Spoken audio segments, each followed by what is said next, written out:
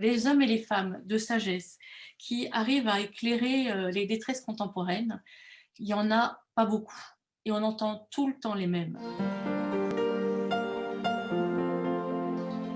Je suis Anne Ducrot, l'heureuse éditrice de Prem Rawat pour les éditions du Seuil. Je suis d'une part auteure, j'ai publié une vingtaine de livres, et comme éditrice, j'ai dû en publier peut-être 120. Je me suis dédiée il y a 30 ans environ au spirituel et d'une façon plus générale à tout ce à tout ce qui peut aider l'homme à se redresser. Prem, je ne le connais pas depuis si longtemps que ça. Ça a été une brève et belle rencontre il y a 2 ans au Casino de Paris. J'avais juste lu le petit livre, La paix est possible. Je ne savais pas ce que j'en attendais. En fait, le côté Casino de Paris, je me disais peut-être qu'il y avait un côté un peu chaud. Et en France, on n'est pas forcément habitué à des shows Casino de Paris pour parler de choses spirituelles. Et j'ai été très, très agréablement surprise à la fois par le contenu de la conférence, par son très grand naturel et par son regard. Un regard tout simple. Voilà. Pas star, pas show-off. Et je venais juste d'acquérir les droits pour publier en poche Quand le désert fleurit. Et en rencontrant l'auteur, j'ai été vraiment contente. Je me suis dit que l'intuition d'éditrice que j'avais eue, être en présence de Prem confirmait vraiment cette intuition.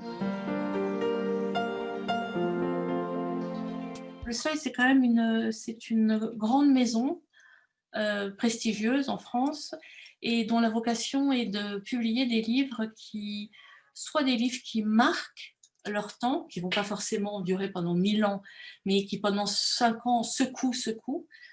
Ces derniers temps, il y a eu pas mal de livres comme ça au Seuil, soit des livres qui durent. C'est ce que je souhaite tout à fait aux livres de Prem, c'est-à-dire marquer les esprits et durer. Et l'amener au Seuil, c'était pour moi une façon de l'amener dans un endroit où il y avait pignon sur rue et où on allait pouvoir construire une image d'auteur. Aujourd'hui, les hommes et les femmes de sagesse qui arrivent à éclairer les détresses contemporaines, il n'y en a pas beaucoup. Et on entend tout le temps les mêmes. Vraiment tout le temps les mêmes. Très peu de femmes, essentiellement des hommes, et qui se comptent vraiment sur les doigts des 2 mains. Et moi, je pense que Prem a une approche qui est tout à fait nouvelle. Il a une langue qui est singulière. Je crois il y a une confusion qui est faite entre simple et simpliste. Et en fait, les gens qui disent que les livres de Prem sont simples ne connaissent pas en fait la noblesse de ce qui est simple. On n'est jamais assez simple. On passe une vie entière à chercher à être simple. En fait, alors que simpliste, c'est un mot péjoratif qui veut dire réducteur, trop simple. La noblesse de la simplicité, ça permet d'atteindre au cœur absolument tout le monde, tous les niveaux sociaux, les gens qui commencent sur le chemin, les gens qui sont en prison. Pour moi, la simplicité, c'est vraiment un chemin de vie. Et moi, je crois très très fort que le témoignage et le partage d'expériences, il n'y a pas d'enseignement plus fort.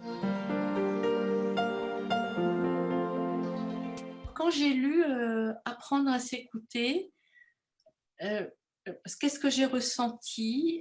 J'ai ressenti quelque chose qui pour moi aujourd'hui est assez capital quand on parle de chemin spirituel, ou même sans dire le gros mot de spirituel, quand on parle de chemin d'épanouissement personnel. Une chose qui me semble capitale, c'est d'être cohérent entre ce qu'on fait et ce qu'on dit.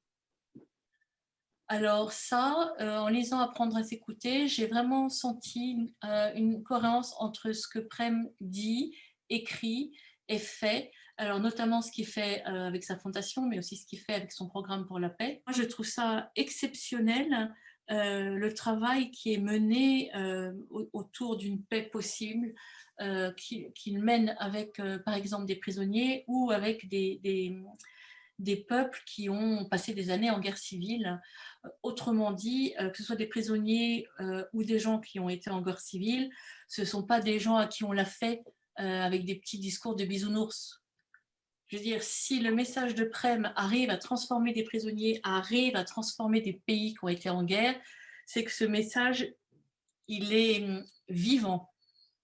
Si le message est vivant, alors le livre est bon, parce que Prem, il fait en sorte que son message s'incarne. La simplicité dont je parlais tout à l'heure, la paix dont il ne cesse de parler, c'est vraiment plus que jamais ce dont on a besoin aujourd'hui.